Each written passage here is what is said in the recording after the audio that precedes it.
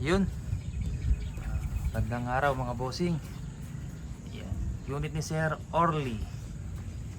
Yan. MSG Tactical, naka-CF tank po siya na carbon fiber. Yan. 0.3 liters po yung size ng CF Alsafe. 4 inches po yung receiver. Ang FPS ng unit nasa 870. 870 retractable bat po. Yan. Compact PCP tactical. Threaded silencer 16 inches long. Choke barrel po siya mga bossing, solid steel. Yan. Sir Orly, check natin kung okay tumama yung unit nyo. Paglagay ng bala mga bossing, baka may makapanood, hindi ko daw tinuro. Ang video na to, pinapakita lang natin yung kung gaano kaganda tumama or kung pangit, kung maganda bago natin padala. Ayun po mga bossing. Yan. Check lang natin yung groupings, kaya binablog natin mga bossing bago natin padala sa client natin. Paglagay ng bala, ganito lang, swing, hammer type po siya or swing type. Yan. Single shots mga bossing, single shot po siya. Yan. Lagay mo lang pellet, push, balik. Yan. Target natin, pakita natin mga bossing.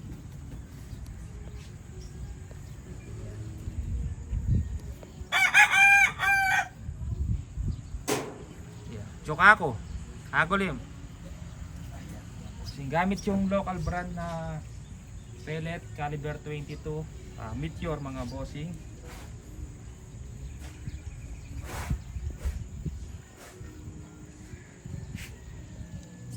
O-ring type na pala to mga bossing, hindi siya kopa.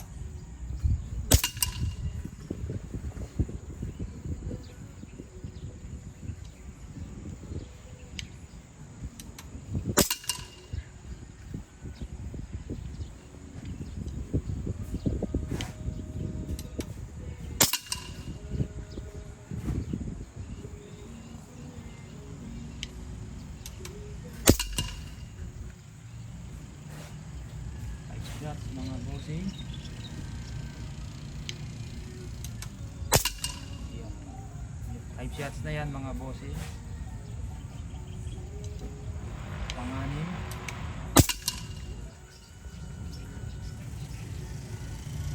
Pang-pito.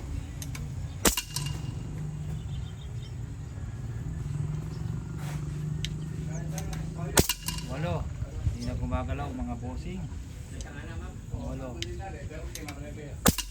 Pang siyam. 10 shots mga bossing, maliit lang yan. Maliit pa yung, malaki pa yung tuturo ko mga bossing. Yan, maliit lang po yan. Zoom na zoom. Yan. Pag nilapitan natin yan, maliit lang po siya. Yan, kalayo 25 meters mga bossing. Yan. Serial number, ayan, pang number 1 pa yung serial number ni Sir. Ayan. Orly, Sir Orly. Yan po yung unit nyo Sir. 001 serial number. Yan.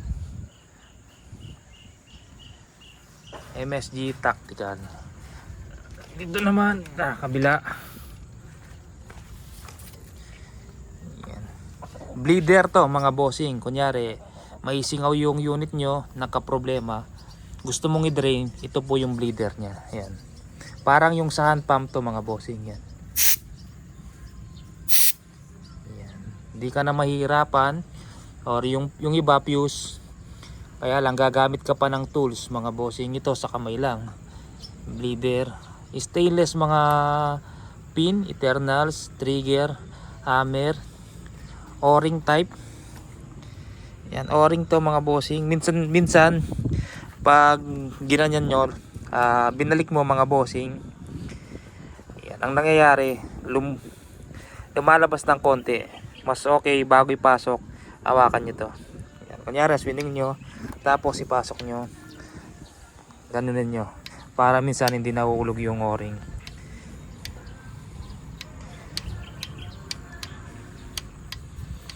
Yan. Naka carbon fiber sleeve, 16 inches po. threaded silencer.